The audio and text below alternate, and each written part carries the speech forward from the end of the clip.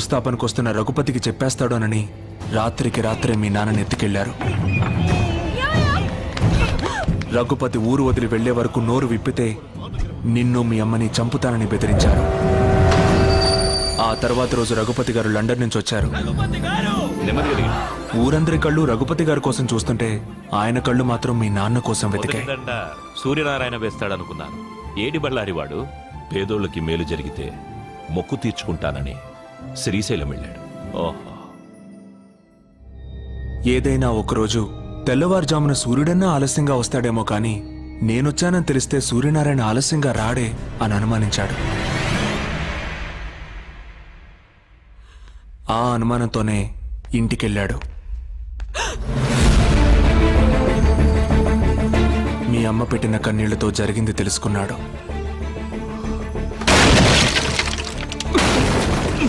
స్నేహితుణ్ణి కాపాడుకొని బళ్ళారికి బుద్ధి చెప్పాలనుకున్నాడు.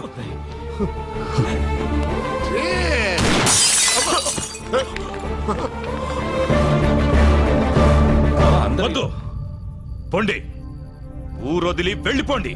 బళ్ళారి అవమానంతో ఊరిని వదిలాడు కానీ బావ ఆస్తిని వదులుకోలేకపోయాడు. మన ఊళ్ళో ఈ రోజు నుంచి కౌలుదారులుండరు, పట్టాదారులే ఉంటారు.